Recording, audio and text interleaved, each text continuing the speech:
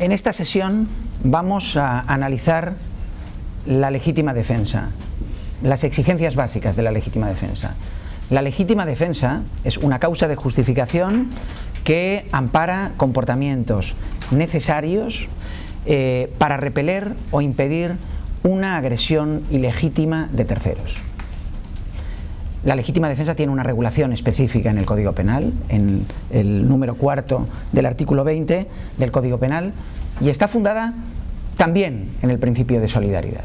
En realidad se trata de un principio de acuerdo con el cual el uso de la fuerza está por lo general reservado a organismos con autorizaciones de derecho público, por tanto estatales. Cuando estos organismos no son suficientes o no acuden a tiempo para defender los intereses de los ciudadanos, los propios ciudadanos pueden actuar en legítima defensa. Pero esta autorización se restringe a unos contextos determinados. ¿Cuáles son las exigencias de este contexto? Estas exigencias están previstas de forma explícita en el Código Penal, pero requieren algunas precisiones. La primera exigencia es la agresión ilegítima. La agresión ilegítima tiene que ser, por tanto, una agresión, es decir, un ataque contra bienes jurídicos de otra persona. Ese ataque contra bienes jurídicos de otra persona puede serlo en principio contra cualquier bien jurídico, aunque es cierto que cuando no va dirigido contra la vida o contra la integridad corporal, muy frecuentemente se exige una reacción proporcionada, que no es exactamente la de la legítima defensa. Por otra parte, tienen que ser las agresiones, ataques de personas. Uno no se defiende del ataque de un animal. Se defiende, sí, del ataque de una persona que utiliza a un animal como instrumento, pero nunca del ataque de un animal. Y, por otra parte, las agresiones, los ataques, pueden ser omisivos.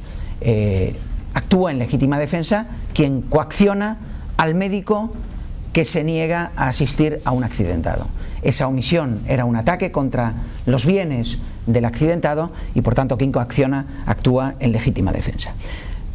Esa agresión ha de ser actual e inminente. Actual e inminente quiere decir que tiene que tener una cierta restricción temporal. Cuando existen espacios de tiempo entre el ataque y la acción de defensa, no hay actualidad, porque no se está reaccionando contra un ataque inminente. El Código Penal hace algunas precisiones en ese sentido y se refiere, por ejemplo, al ataque contra los bienes, y aquí lo que viene es admitir que es posible una defensa después de la consumación, porque dice que se pueden defender los bienes después, no dice explícitamente de la consumación, pero dice mientras están en riesgo de deterioro o pérdida inminentes. Por otra parte, y cuando se refiere el Código Penal explícitamente a la morada, se refiere a un ataque que posiblemente todavía no ha tenido principio de ejecución como delito, y dice que ya hay agresión a la morada cuando se entra en morada ajena. Por tanto, está regulando el espacio temporal de la actualidad de la agresión. Pero esa agresión ha de ser sustancialmente antijurídica. ¿Qué quiere decir esto? Quiere decir que, por ejemplo, el agresor no se defiende de la acción de defensa, porque ya su agresión fue antijurídica inicialmente. Tiene que ser, por lo tanto, una infracción legal, tiene que ser constitutiva de un delito o de una falta. Y además tiene como consecuencia, por ejemplo, la práctica jurisprudencial de negar la posibilidad de legítima defensa en una riña. Todos, cuando han aceptado una riña, actúan antijurídicamente. Y por otra parte tiene la posibilidad de, o tiene la consecuencia interesante, por otro lado, de impedir que sea posible la defensa frente a una acción autorizada en derecho público, la veíamos en la sesión anterior, autorizada en derecho público porque el funcionario, por ejemplo, detiene de acuerdo con una comprobación específica ajustada al deber. Por otro lado, la legítima defensa requiere la necesidad racional del medio empleado, dice la ley. Necesidad racional no es proporcionalidad.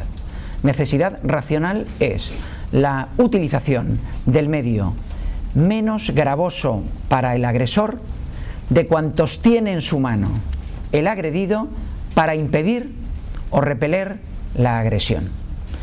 Esa exigencia implica, por tanto, que de principio la agresión ilegítima no puede o no tiene por qué ser respondida con una acción proporcionada, sino con una acción necesaria. Necesaria, ya se ha dicho, para impedir o repeler la agresión. ¿Cómo se enjuicia la necesidad racional del medio empleado? Se enjuicia en una perspectiva objetiva ex ante, es decir, hay que comprobar el contexto objetivo en la situación en la que se encontraba la persona agredida. No se comprueba de acuerdo con la representación del sujeto del contexto, sino con el contexto que existía en aquel momento. Y el último requisito que establece la ley es el de la ausencia de provocación suficiente. Este requisito ha traído problemas en la doctrina y en la jurisprudencia. ¿A qué se refiere la ley? Hace décadas se sostuvo, y no está mal, que lo que quería decir es que no hay defensa frente a agresiones antijurídicas. Esto es claro. Pero esto no lo dice la ley.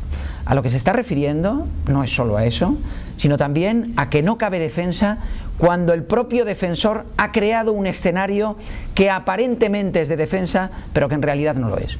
Dicho de otro modo, cuando el defensor es tan responsable de la agresión como el propio agresor. Este sería una definición básica del requisito. Y nos queda por ver muy brevemente cuáles son los límites de la legítima defensa. Hasta ahora hemos visto unos límites que derivan de los requisitos, pero la legítima defensa tiene otros límites que vienen determinados por su propia naturaleza. Por un lado, no cabe legítima defensa frente a comportamientos que no son relevantes para el derecho penal. No es posible actuar en legítima defensa frente a un comportamiento de un sujeto hipnotizado, o no es posible actuar en legítima defensa frente al comportamiento de un inimputable, de una persona demente. Esto no quiere decir que yo no pueda reaccionar y que tenga que soportar el ataque. Quiere decir, en primer lugar, que si es seguro tengo la obligación de huir, cosa que no sucede en general con la defensa, y en segundo lugar, que si no es seguro huir, en mi reacción ahí sí he de actuar de forma proporcionada y no solo racionalmente necesaria. Un segundo ámbito en el que se habla de los límites es en el ámbito de determinadas instituciones. Por ejemplo, en las instituciones de derecho público, y esto lo hemos visto ya varias veces, es correcto afirmar que los agentes de policía, y se discute incluso si la policía tiene en sentido estricto derecho de defensa, deben de actuar con determinados límites que derivan de que ellos tienen el monopolio del uso de la fuerza.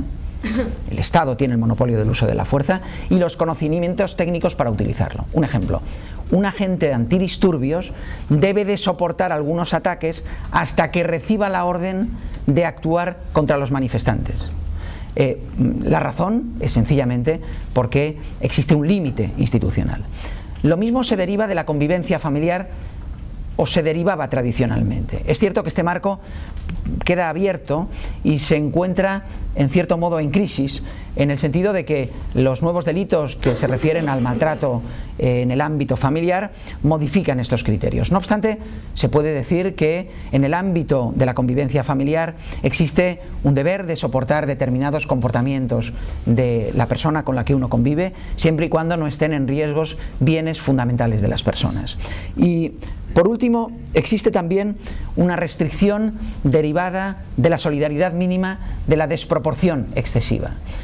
No es posible que una actuación en defensa lesione de forma muy radical intereses jurídicos básicos para salvar intereses jurídicos poco importantes. Hay que darse cuenta de que aquí nos estamos refiriendo a la desproporción en la acción de defensa respecto del ataque, sino la desproporción del resultado. No tiene sentido, el caso clásico, disparar sobre el ladrón que está subido a un cerezo robando cerezas, disparar poniendo en peligro su vida. La desproporción que existe entre los kilos de cerezas y la vida del agresor es evidente y por tanto una defensa aquí no estaría justificada, al menos no estaría justificada una defensa con los límites básicos que no introducen el límite de la proporcionalidad. Por último, hay que hacer una referencia a la limitación que deriva del Convenio Europeo de Derechos Humanos. En el Convenio Europeo de Derechos Humanos, o en el Tratado Europeo de Derechos Humanos, en el artículo 2.2 se dice que solo es posible el uso de la fuerza en los casos de defensa de toda persona contra la violencia ilegal. En algunas ocasiones se ha querido ver aquí una restricción del derecho de defensa en las regulaciones estatales. Esto ciertamente yo creo que no tiene fundamento. Una actuación racionalmente necesaria, tal como la que se describe en el Código Penal español o en otros códigos penales europeos, no está restringida por lo que establece el artículo 2.2 del Tratado Europeo de Derechos Humanos. Con esto hemos visto los requisitos esenciales de la legítima defensa.